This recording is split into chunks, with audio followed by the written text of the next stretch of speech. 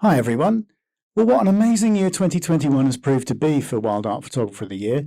The culmination, of course, for which is the production of the Wild Art Photographer of the Year book, which I've been working on throughout the course of the year as we've been going through the competition categories.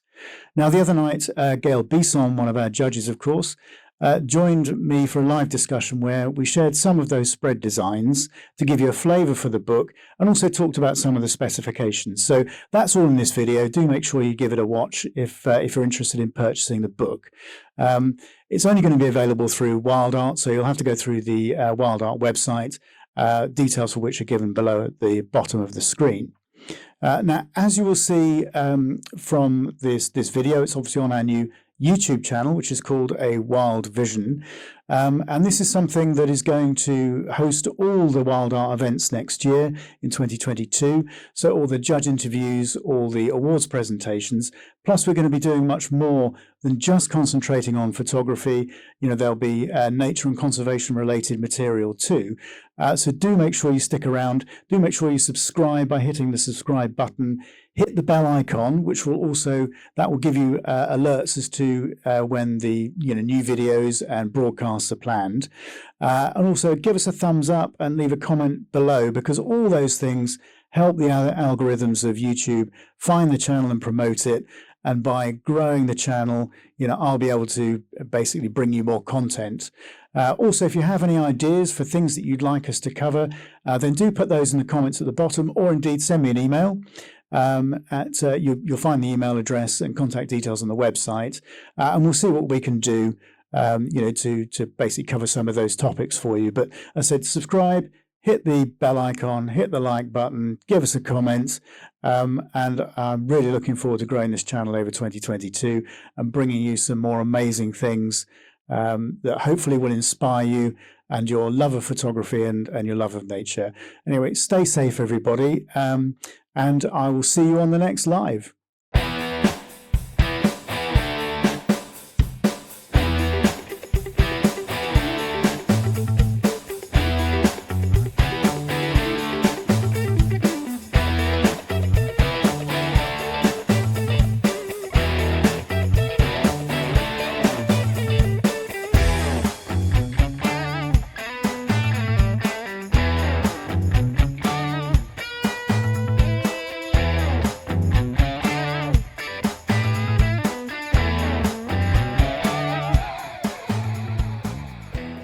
Gail, good evening. Hello, how are you? I'm all right. Well, it's not evening for you, is it? Sorry, it's lunchtime, isn't it? No, well, it's 4 o'clock, and is it 4 o'clock? Sunset is at 4:25 p.m. So pretty soon the windows behind me will be dark. Yeah, it's been dark here for a while, obviously, and it's been really cold. We've had actually, we've been lucky. We've had some warm weather, so I'm not complaining. But we've had a lot of rain, so it's kind of warm but rainy. Yeah, no, we've been having sleet and snow. So I wouldn't mind. I'm ready for snow now, especially for photography. It's always rain is nice, but snow is even better for photography. Josh is on. He says hi, Rob and Gail. So hi, Josh. Josh Galicki, obviously one of our judges, and don't forget the live that we'll be doing with Josh in a couple of weeks. So do tune into that.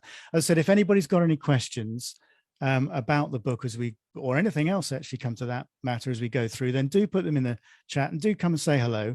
Because I'll always sort of go through the chat and try and say hello back to everybody. Get you involved. Oh, Ben Pulitzer's on. He says good evening, Gail and Rob. So hi, Ben. Hope you're well. Hope you'll remember Ben, obviously from the last awards presentation. He's our silver award winner for motion.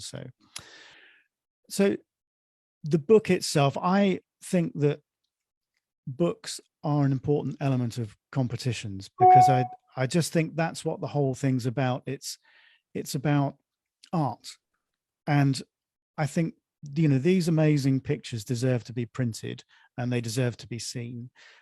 So when I designed the competition, I knew that a book was going to be a very important element, and it was important for me to retain an element of control over what went in that book and how it looked. And involving a publisher takes an element of what takes a lot of that away. I mean, we were very lucky with Bird Photographer, actually, with HarperCollins. They let us pretty much design it how we wanted it and select the images that we wanted. But for me, it's very important, and I want to create something that's beautiful and people want to have. So I thought the first thing I'd do is run through some boring specifications for people, so they know what they know what the book's all about. So it's going to be 240 pages. Now that obviously includes some intro matter and some end matter, but it's going to be 220 pages or 230 pages of actual images themselves. So, there's going to be a lot of images in there. I would think, I don't know, I haven't counted them up yet, but probably late hundreds, 200 images, something like that. The size is, I mean, I know a lot of people out there have got the Bird Photographer of the Year book. If you compare it to that, it's a bit squarer, because I think that it needs a bit more space for some of those vertical images to really show. And I've shown this to you, haven't I, Gail? I did prepare a prop earlier, just to show everybody the sort of dimensions, because it's hard to imagine 245 millimeters by 275 millimeters, but that basically is it. Hang on, I'll get it away. So it's that sort of orientation. So there's plenty of space for the vertical images on the sort of single page. I haven't got a vertical image here, but you can see the sort of thing. There's Khurram Khan's lovely skunk from Backyard, you'll remember, and Peter Hudson's swallowtail butterfly. So that's the sort of silver and bronze spread from Backyard. So it's that size, it's that orientation. The paper itself is quite heavy duty paper. It's 130 grams a square meter, which won't mean much to many people, I'm sure, but it's a nice, thick, good quality paper. And it's from, again, it was important for me to get it from sustainably sourced, forests. That's an important element. And I'm having it printed in the UK, which again is another important thing, because I'm not into supporting economies that perhaps aren't as invested in stopping or halting climate change as others. So it was important to have that here, and it reduces the carbon footprint of the transportation, if I had it printed overseas, for example. So that was important. And it's going to be a sewn spine. It's going to be, I said it's hardback, but it's not going to have a dust jacket. It's going to have a printed cover rather like this, because I just think dust covers are they get ripped, and they're a bit annoying, actually. So it's going to have a proper hard printed cover like that. So that basically is the specification for the book. The print run, it's 1,000 copies. There will be no more. That's it. I wanted to do a limited edition thing. So you'll all get, and in fact, the people that have ordered the book already, thank you for that, by the way, will have had from me in the last week or so the certificates of, basically confirming your order and telling you what number you're getting from the 1,000 runs. So the earlier you order, because it will be sequential, the earlier number you'll get. And I think we're up to 80 or 81 or something like that, as we speak. So if you get in early, there are a few still under 100. And it'll only be available through the WildArt website or through Amazon, through, WildArt, if that's what we do. I don't think we'll need to, actually. So it's not going to be through any other retailer other than WildArt. So you have to come here to buy it. So that's really about it for the specs. But we've been really lucky, and we got, as I think people will know, Robert Irwin to do the foreword, which, Gail, that was a real coup, actually. I was really pleased that we got, a really well-respected name in the world of conservation to write the foreword for us. That was really important. So I've had it. I got that about 3 or 4 weeks ago from him. So I've designed that spread, and he sent me a couple of pictures as well, which I've used with that spread. And actually, the environmental message is very strong. I was going to read a section out, but I don't think so. I think we'll leave it for people to read that forward when the book comes out.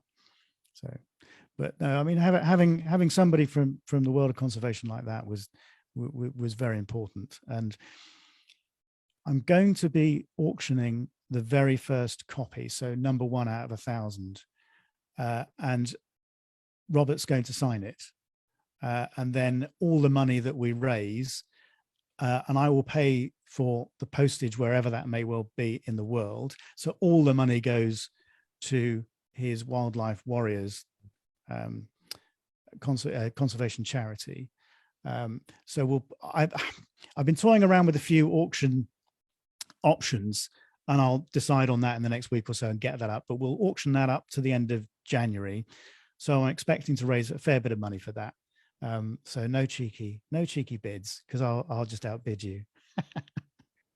But as soon as I've got that up, I'll let you know, and I'll put that up on the website. And I said we'll go to the end of January, but the number one out of the 1,000, we'll auction that, and we'll give all the money to Robert and his charity, Wildlife Warriors, which you haven't seen the website. I can share the screen with you quickly, just to show you. Where are we? I'll get the right one up. There. Share that screen. So you just see that there. That's the website.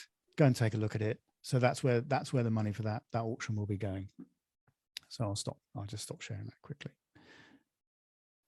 So there we are. Right. Let's just catch up with a couple of comments, and then I'll start sharing some spreads with everybody. So Lukasz Jablonski, hi Lukasz. He says hello. So thanks for joining. Lukasz. Yeah. I'm going to share the cover image first off, because I think that's where I'm going. Where am I? Let's have a look. Oh, there it is. Right. Let's just get the right thing up. I've been playing around with ideas on the cover image for quite a while, and people will have seen that I used Kevin Morgan's puffin for the mock-up. Well, I've decided to go with that because I think it's just such a lovely, warm, inviting image, and it works really well for a cover. So let me share that screen with everybody if they can't remember that particular picture. So I think this was in Light. Was it Light? Yeah. Do you remember this picture, Gail? Oh, sure yes. You do. Yeah, it's beautiful, isn't it? I mean, he had some really amazing stuff. And I'm sure it was Light, actually, because he was, he won an award in Light, with another puffin image. And I think he's been awarded elsewhere, hasn't he, with a selection of puffin images. Yeah. So that's what we're going to go with. I haven't decided on the rear cover yet. Well, I've got a few options, but front covers they're quite important, but they're quite difficult to choose because not everything works because things are too busy. Yeah, because it's almost a square format, right? So it does work well. It's hard to make images work with a rather squarish format, but that looks great. Yeah, and you need quite a bit of negative space as well, obviously, for the logo and the text. So and it's an amazing picture. I mean, I've seen a lot of puffin pictures in my time, as I'm sure you have, Gail. But that's a pretty special image that did jump out to me when he entered that. So yeah, well done, Kevin. He did email me actually the other day and said, "Are you going to use it?" And I said, "Well, I'm 95% certain." And I think he said, "Well, that's good enough for me." So anyway, yeah, so that's going to be our cover image. So well done, Kevin, for that. So let me stop sharing that screen a second, and I'll get it onto the right. I'll bring it onto the right slide. So let's start sharing some spreads. Now, I've basically what I've done is I've taken a selection of designs because, as I was saying, we had this chat before we went on air, Gail, because I sent them to you, and the reason I've chosen these is because not all pictures work in the same way when you put them into a book. It's like some pictures I would have loved as a double page spread, but they didn't work because the gutter would fall in the wrong place in an important part of the image. So it's important to get that element of the design right. And I've mixed up, some of the, some of the designs a little bit, and I'll show you those as we go through. But if I bring up the first spread, which actually is our winning image from Wet, because I thought that was appropriate, and you'll remember this one. Let me just bring that up, and I'll share the screen. Okay. I'll share that. So you'll remember Marek's lovely winning image of those, of those marbled white butterflies. Now, this is a classic example, as I was saying before. I would love to have used this as a double page spread. And just to give everybody the sort of heads up on the page layout here, we're looking at a double page spread. So the gutter's coming down the middle here. So this is the left-hand page, this is the right-hand page. But if I'd have put that image all the way across, the gutter would be going across one of the butterflies. And if I'd put it on the left-hand side, same thing would have happened here. So it wasn't possible. So that's a one page. So this is a single page on the right-hand page as you're looking at and opening the spread. So that's the reason I've done that. And with every category, all the images are arranged in their categories. So as you go through the book, we start with wet, and then we go to space, and then we go to eyes and connection, and so on and so on as we've gone through the months. But they're all, I think, because they are a set of images that work really well, they're all grouped together, which I think is the right thing to do. I mean, this image was amazing, wasn't it, Gail? I remember. Pretty. It's very, very pretty. It's, I mean, I wish I could take something that pretty. I'm sure you can do that. I mean, with your new macro lens. I just need butterflies. Yeah, you need well, I mean, there are other things, other subjects you could. No, I realize that. Yeah. But it's it's an amazing, it's quite a difficult thing to get the balance of that right in that way, isn't it? And getting the colors and the softness and the sharpness in the right part of the frame, and just the overall feeling. It's sort of, I remember saying, I think in the judges meeting, it's just like the sort of fairies at the end of the garden, the enchanted garden, isn't it? Almost this image. And the composition, the way the two butterflies are positioned within the frame is perfect. Yeah. So with these spreads, let me just see if I can bring this up a little bit larger so people can see. You can see the text at the bottom. So you've got obviously the image title, what the species is, where that's available. Sometimes, we're not sure what the exact species is. The photographer, country of origin, the category, what the award was, and then you've got the photographer's story and the settings underneath. So all the information is on the pages with the images, which I think is important. So let's come back. Well, but if the photographer used, flash, off-light flashing, will that be included in the information or just the camera? Yeah, it will be there. Sometimes it's just flash. Sometimes there's a bit more information. It depends what was given and what they remember sometimes. But yeah, I mean, it will be, there are comments like off-camera flash, or it might be there are two off-camera flashes and fired with a remote, that sort of thing. So yeah, there will be a bit of information on that. But all the camera model, the lens model, the settings that we used, they're all, the focal length, those sorts of things, they're all there. Because I think it's quite a thing for people to look at those settings and think, well, how did how was that shot set up? What settings did they use? I see. And then all of a sudden, the sort of, you piece that jigsaw together as to how the image was taken. So I think it's always a useful thing to put in. So this is another spread from the wet category, which I thought we'd include a few of these because we've got Gail on, obviously.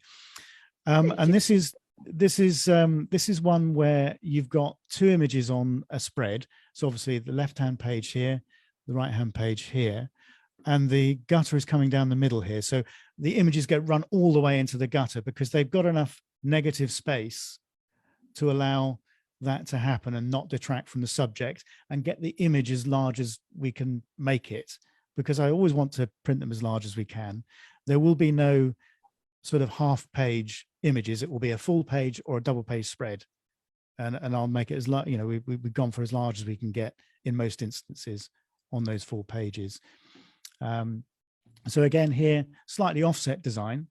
There are other pages where I've leveled the images up, and the text comes in below or above and sort of mirrors each other. But I just thought we'd sort of, we'd just sort of mix it up a little bit. Otherwise, it just gets too samey. So there are a few, different layout designs, but you'll remember this from Andy Parkinson, this amazing bear. and that crab from Sudal, which was boat wash or something, wasn't it, with a slow shutter speed. Oh, yeah, 1/20th of a second. I think she's. Oh, we can have a 1/5 look. of a second. We can have a look. Yeah, 1/5 of a second. Yeah, 1/5 of a second, f20, ISO 40, tripod. There you go. Right, I tell you what, before I go on, let's just see if anybody's got. I said, if there are any questions, then please do ask, because that's what we're here for, is to give you as much information as we can, on the book. So, right, let's. Rob, you haven't mentioned how much the book is. That's a good point. Okay, so the book is £35, and there's postage and packaging on top of that, and that will vary depending on where you are in the world. It's being posted from the UK, so if you're in the UK, it's about £5. If you're outside, it just varies, and postage prices are changing all the time, unfortunately. So I'm taking them as they are now, and just hoping that there isn't too much of an increase by the time we get to January. I think we did have a pretty big increase sort of last year, in certainly to the States. I think they changed their arrangements or something, so there was a big sort of price rise to the States, for example. But it just depends on where you are in the world. And the postage options, if there isn't one for your country when you go to buy, just send me an email and I'll add it in.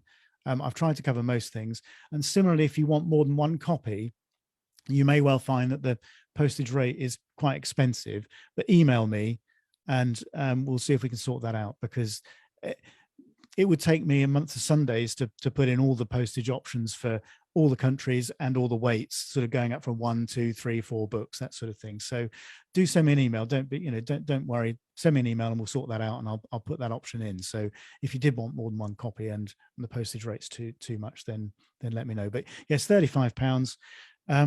And what I meant to say as well, actually, was that obviously the publication date's end of January, I'm hoping.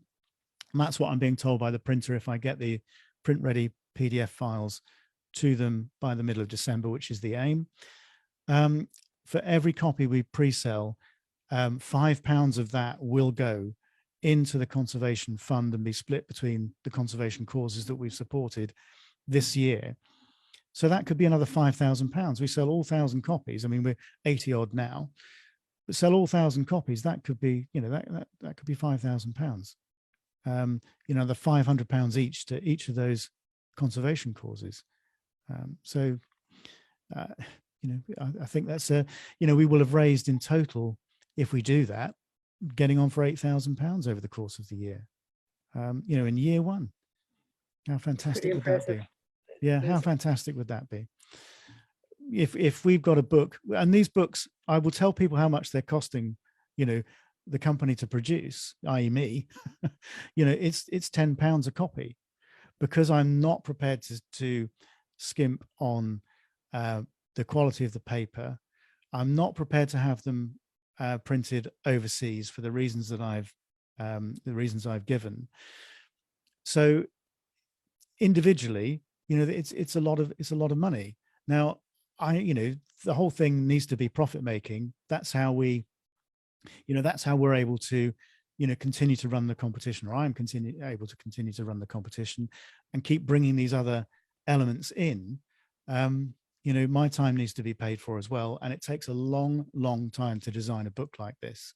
I've been doing it over the months as we've been going through, and doing it a section at a time, trying to make sure it's as good as I can make it, in terms of the layout and the images, the way they appear and the way they're going to print. So I've gone to a lot of effort. It is only going to be available through WildArt.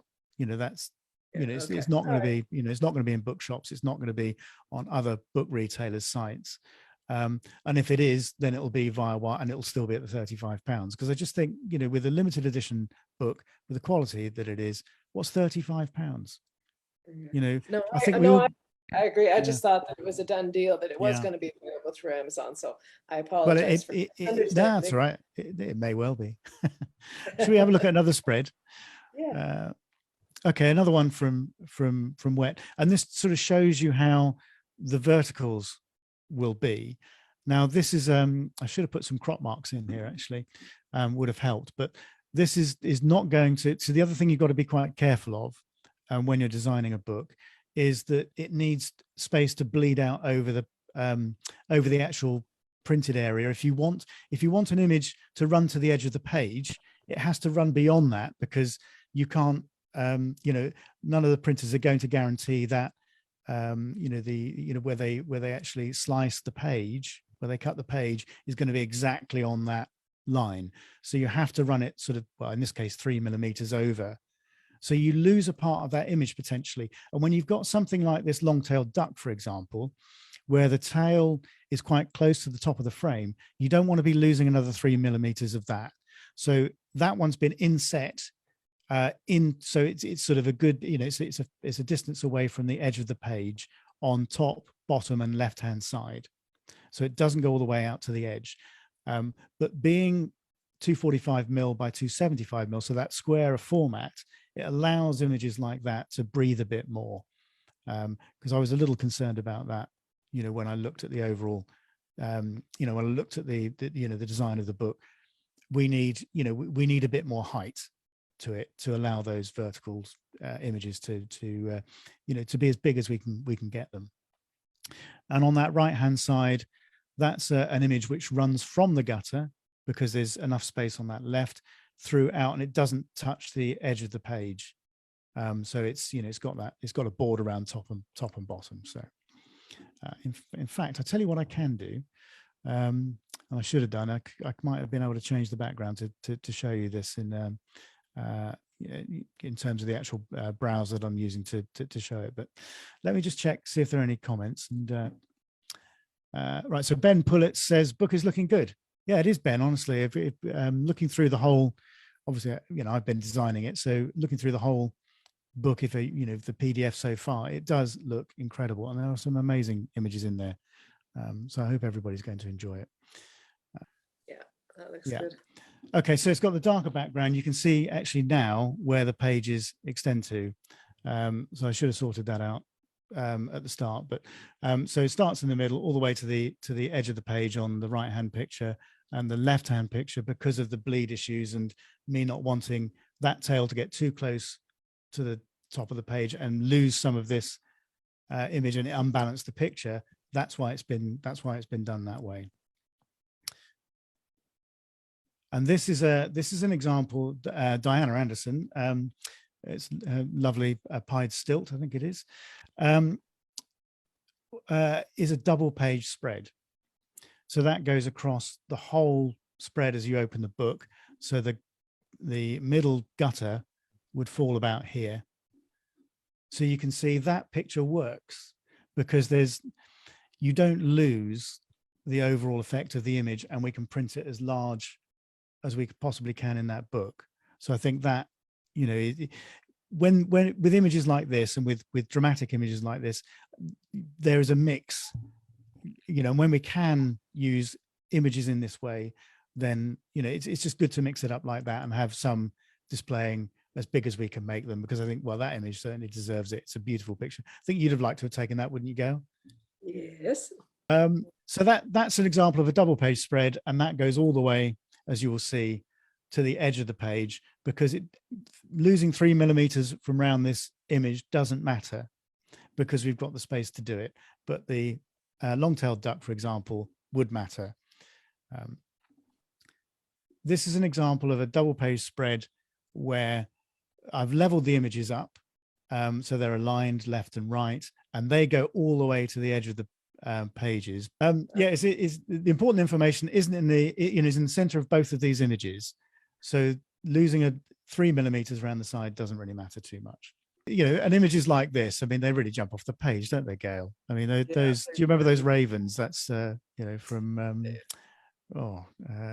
was it Connection? I think, yeah, Connection. I should know. It's on the thing. What have we got next? Right. Okay. So this again is an example of a spread where those images haven't gone all the way to the end of the edge of the pages, because there's important information, I think, with the Firefly on the left-hand side. So these are, these have retained a border, but again, been leveled up. But I mean, such a wide variety of images we've had in all the categories. That's what I've loved about it. People's interpretation of each of the categories has been overwhelming, really. And this is obviously light, and the use of light in this is so totally different to the use of light with the warbler. And again, I think you'd like to take the warbler, wouldn't you, Gail? Like, I'd take any one of them. I would love to be the author of any of these. Yeah. Anyway, cheers everybody. It's gin and tonic time. So yeah, cheers, Gail. Thanks for spending the time, by the way, and coming to chat. So the next spread is an example of again using that portrait, the vertical image, but not bleeding it out all the way to the edge of the page, and the same with the horizontal image next to it. So again, it's another example of a different type of layout. And where possible, I've tried to put the text on the same page as the image.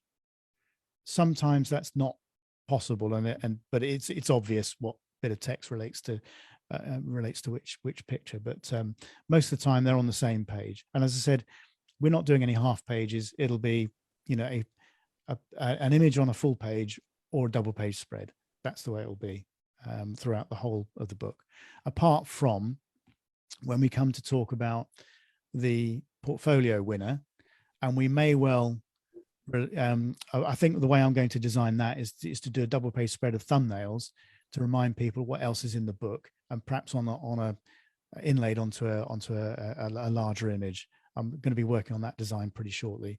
But best portfolio winner will have images in the book throughout the book, so we'll just reference those. So, but that's really probably the only time we'd ever do it that way. And again, this is another example where two images on a spread, but as I did before, they're not lined up. They're one's sort of gone to the top of the page, the other's to the bottom. We're just sort of mixing it up a bit, but again, another beautiful spread from the light category, and well, is that Andy Parkinson, isn't it? Yeah, Andy Parkinson's swans, mute swans, and the grey seals from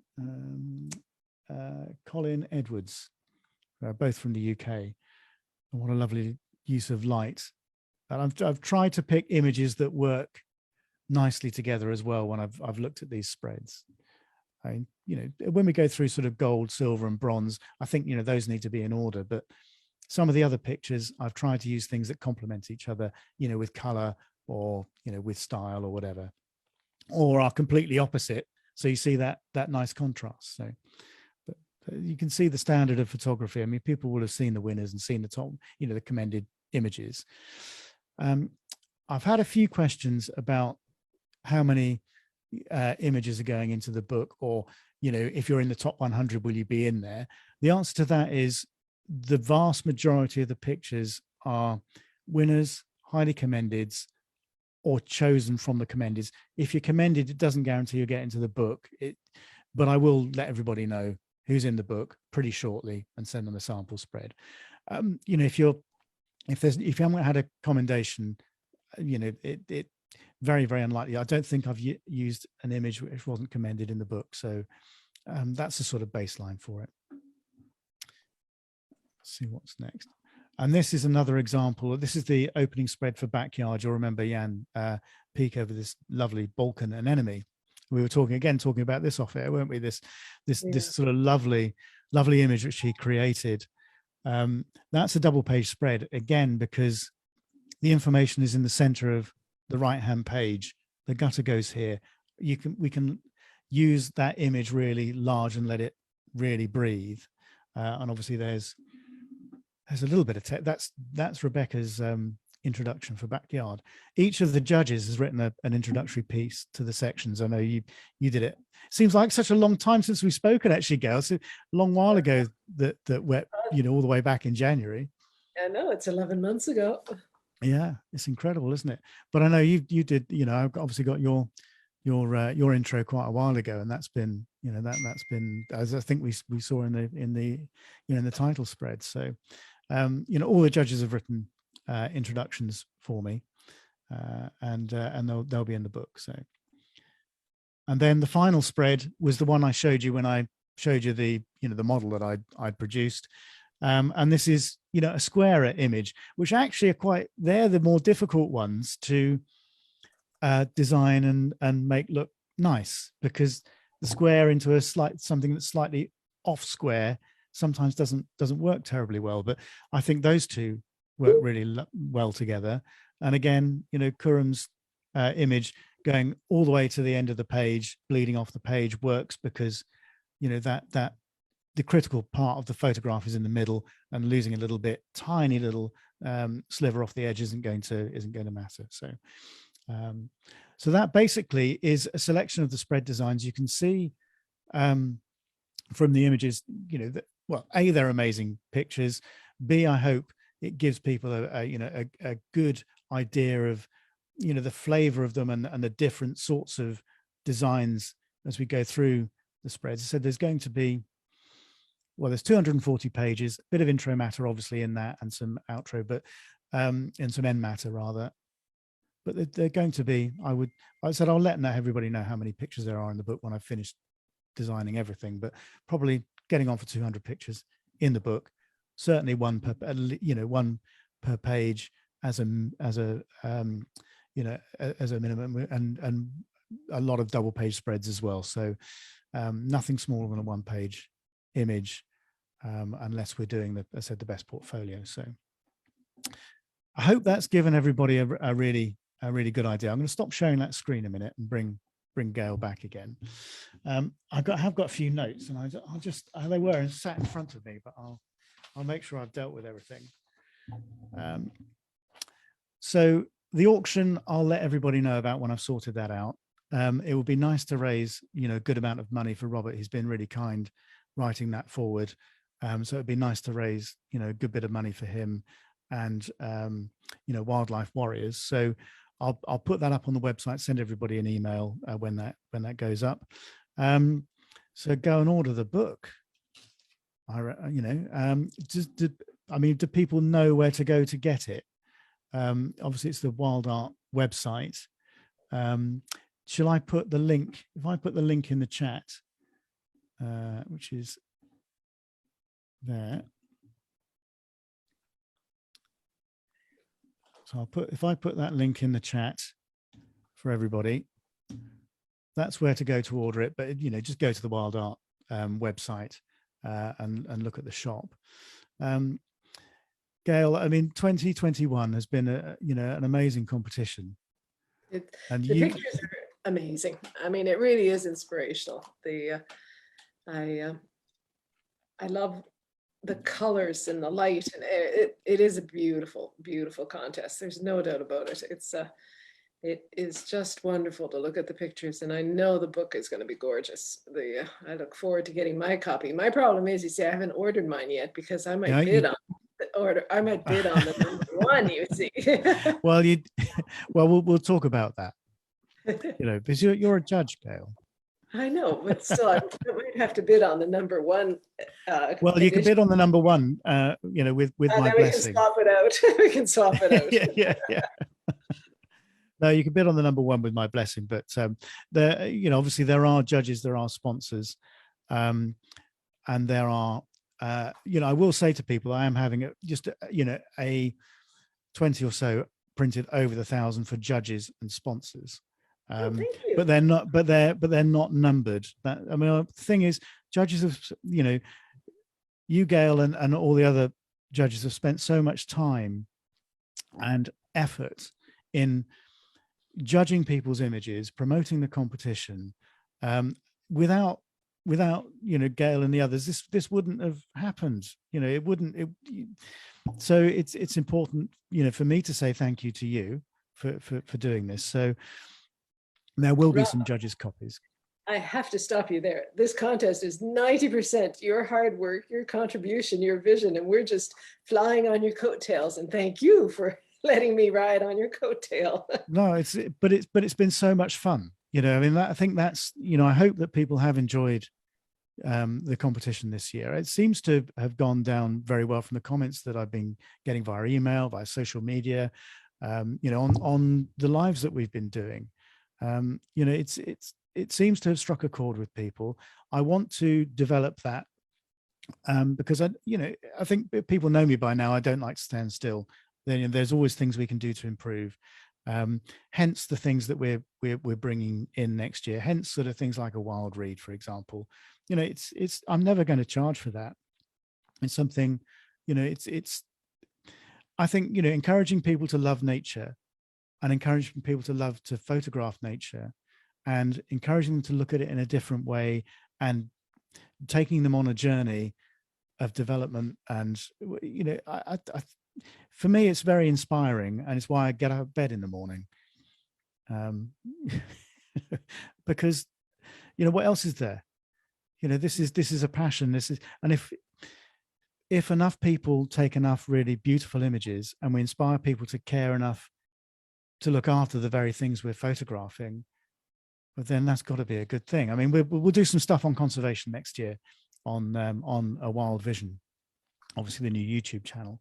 So, you know, I've got some sort of interviews and things like that, which I'm hopefully lining up with some conservation luminaries, as well as photographers.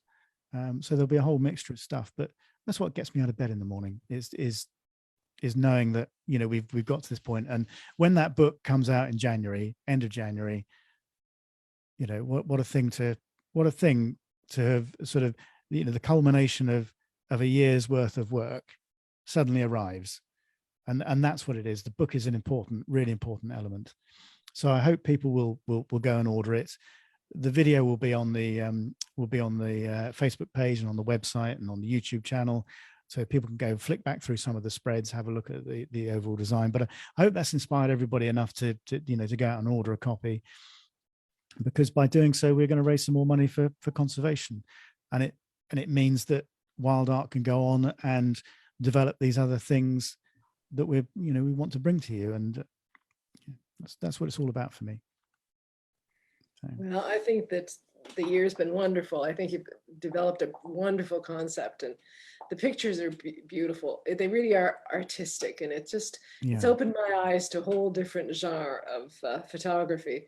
And I think that a lot of people, when they see this stuff in the book, will be inspired as well to try new stuff. Yeah, we haven't talked about this, Gail, but so I'm gonna drop this on you now. But obviously we did you know, a discussion last year where we, apart from my internet failing, where we sort of shared some images between us and talked about, you know, the category and things like that. And obviously I've been doing interviews with judges as we've been going throughout the course of the year. I don't really see the point in doing that again, because we've kind of done it, except when we got to, you know, perhaps a new concept, and we can talk a bit more broadly about that. So what I thought we'd do with WET, if you know, I know you're traveling you know, a bit, but I think you're obviously back in January. Oh yeah. What I thought we'd do is perhaps do something on photographing shorebirds, perhaps. Ooh, and like your that. approach. My favorite. Yeah, and because I know it's your favorite, and we can share some of your amazing pictures, and we can talk about how you go about photographing shorebirds, give people a few sort of hints and tips if they, you know, and perhaps do that rather than just go over old ground, because I don't see the point. No, I think that's a great idea. And I mean, and I love talking about it, and I love my shorebirds. Notice my shorebirds. I'm very possessive of my shorebirds. Well, their well-being. You know, and if you haven't checked Gail's Instagram feed out, Gail, what's your Instagram account and your Facebook? Instagram. I haven't posted anything on Instagram for months. Okay. Is it Facebook? Sorry, it's Facebook you use, basically. Yeah, and it's just Candy So on Facebook. So yeah. No, I check some of Gail's stuff out. Anyway. Thank you. Because it is amazing. It is amazing stuff. In fact, you're one of the few people actually that doesn't use Instagram very much. You know, I've tried to like it, and I hate the small, I mean, I'm not techie, so I mean, I'm looking at things on a phone, and you know, half the images are so doctored and cloned and altered, and you don't know what you're looking at anymore. Now I know that that can happen on Facebook as well, but I just feel I don't know. I go back, I do it for a week, I give up for months, I go back for a week, I give up. I don't know. Yeah. I just don't, this scroll culture of, you're not really looking at the pictures anyway. It's just scroll. I don't know. And for some, I think anybody over 40 prefers Facebook, and everybody under 40 prefers Instagram.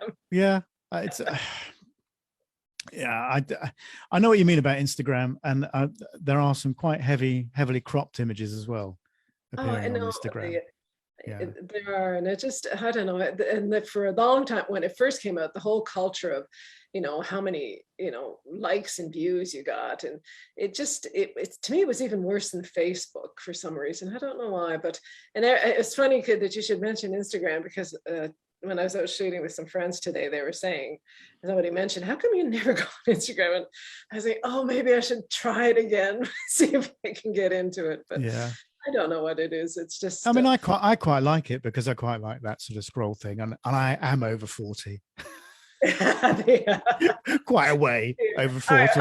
I know I don't look it. How about the under 50? But now the problem is I'm aging myself if I say no. I'm over 50.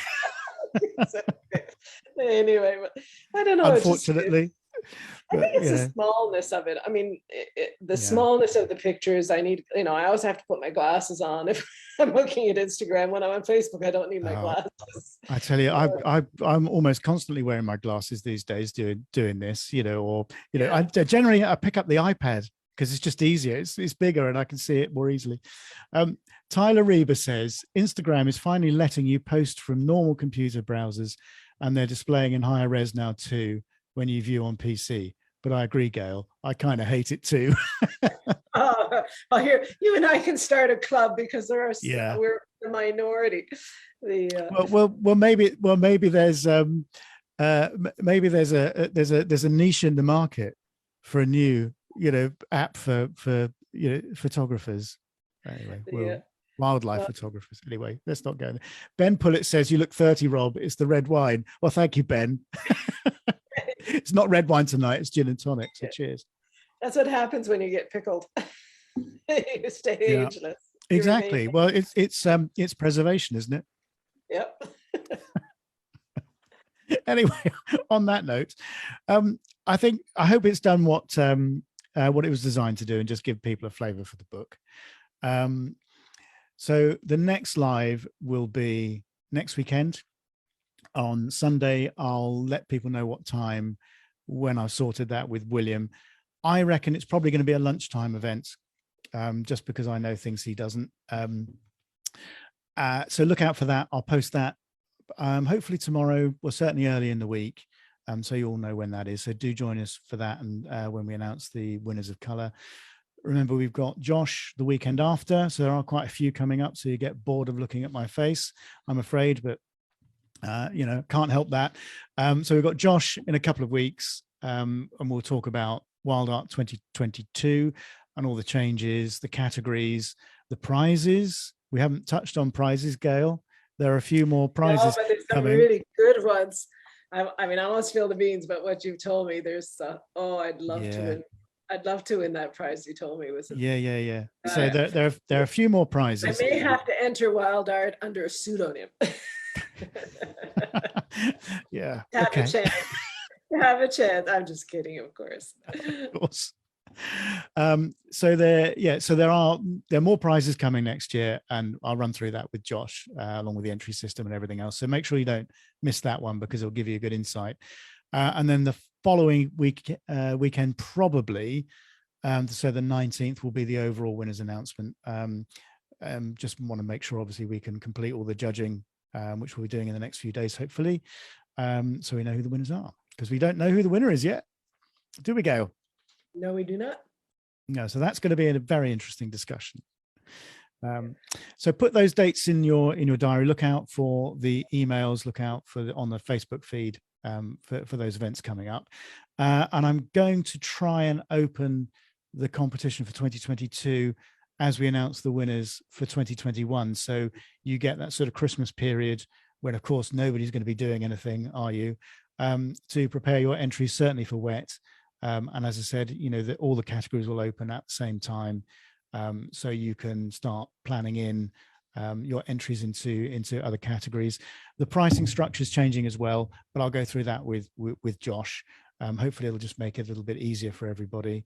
But thanks for joining. Do go and order the book. It's going to be an amazing, it's going to be an amazing book.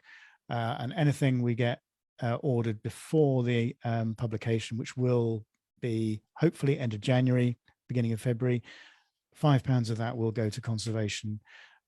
Look out for the auction announcement as well, which I'll post shortly. Go and bid for that first copy of the book. Let's raise some money for Robert and for Robert Irwin and his Wildlife Warriors charity. Thanks for tuning in. Gail, stay on the line for a minute. We'll have a chat afterwards. But so thanks for tuning in.